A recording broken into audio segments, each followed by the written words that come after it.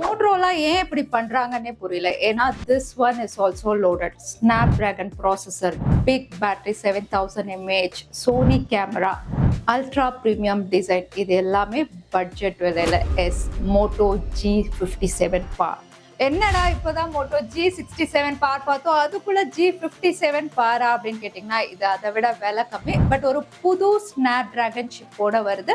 எப்படி இருக்குன்னு பார்த்துடலாமா? அதுக்கு முன்னாடி சேனலுக்கு ஃபர்ஸ்ட் டைம் வந்திருக்கீங்கன்னா என் பேரு வானா, இது டெக்னிக்கல் சென்னை.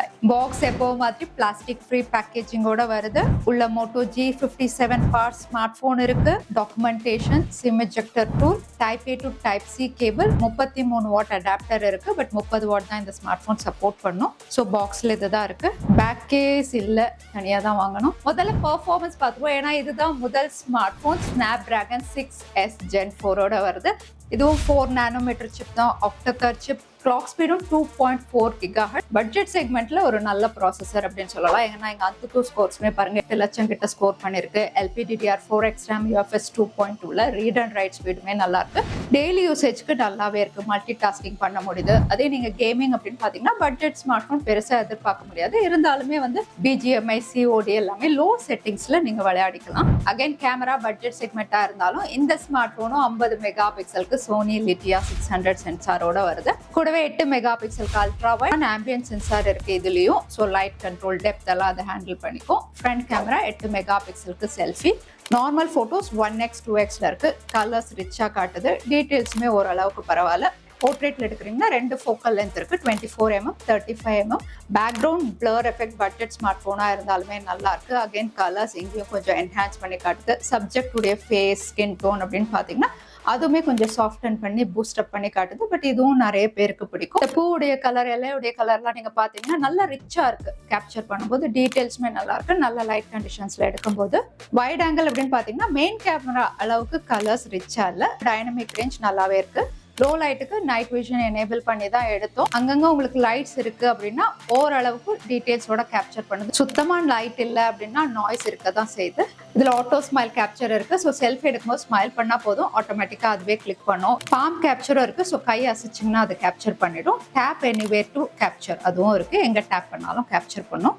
செல்ஃபிஸ் நீங்களே பார்க்கலாம். கான்ட்ராஸ்ட் நல்லாவே இருக்கு. சப்ஜெக்ட் உடைய ஸ்கின் டோன் ஸ்லைட்டா என்ஹான்ஸ் பண்ணிருக்கு. இதுலயுமே போர்ட்ரேட் ஷாட்ஸ்ல பிளர் எஃபெக்ட் நல்லாவே இருக்கு இந்த பிரைஸ்க்கு. வீடியோகிராஃபி ஃப்ரண்ட் அண்ட் ரியர் ரெண்டுமே 2K 30 FPS வரைக்கும் சப்போர்ட் இருக்கும். அதே Moto G57 Powerல வந்து உங்களுக்கு 4K சப்போர்ட் கொடுத்துருந்தாங்க. இங்க 2K 30 FPSல நீங்களே பாருங்க ஸ்டேபிளா தான் இருக்கு. வீடியோ எடுக்கும்போது இங்கேயும் நீங்க ஜூம் பண்ணிக்கலாம். லைட் வெளிச்சம் நல்லா இருக்கும்போது கலர்ஸுமே உங்களுக்கு நல்லா இருக்குங்க.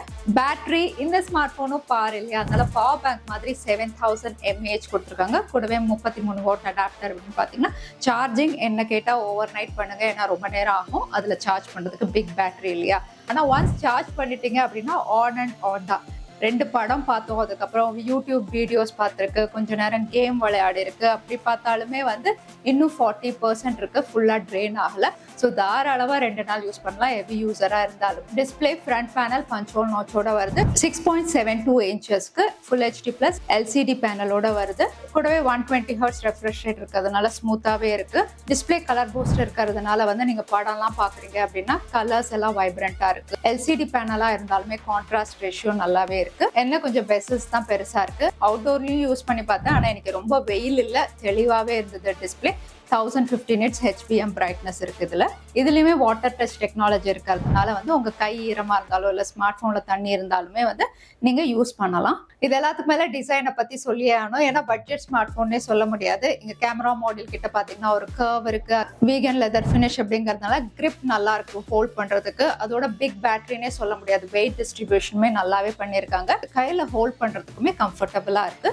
இதுவும் மோட்டரோலா சொல்வாங்க இல்லையா, பேண்டோன் கலர்ஸ் மாதிரி தான். இது ரெகாட்டா. இன்னும் 2 கலர்ஸ் இருக்கு, ஃப்ளூயிடிட்டி, கார்சேர். Durability front panel Corning Gorilla Glass 7i கொடுத்துருக்காங்க. அதோட மிலிட்டரி ஸ்டாண்டர்ட் 81H சர்டிஃபைடு. இது கூடவே IP64 ரேட்டிங் இருக்கிறதுனால ஸ்பிளாஷ் ரெசிஸ்டன்ட், லேசா தண்ணி பட்டா எதுவுமே ஆகாது. போர்ட்ஸ் அண்ட் பட்டன்ஸ் ரைட் சைட்ல வால்யூம் அப் அண்ட் டவுன் இருக்கு. கூடவே பவர் பட்டன்.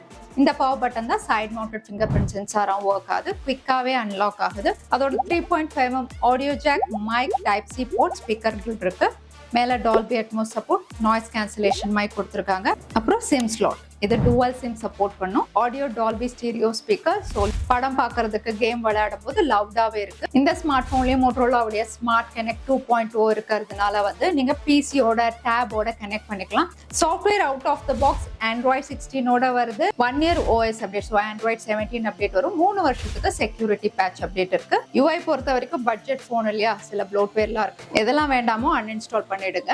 நெட்வொர்க் கனெக்டிவிட்டி பொறுத்த வரைக்கும் நான் ஜியோ சிம் கார்டு யூஸ் பண்ணி பார்த்தேன். 5G+ காட்டுச்சு. கால் குவாலிட்டியுமே நல்லா இருக்கு. 5G பேண்ட்ஸ்மே தாராளமாக கொடுத்துருக்காங்க.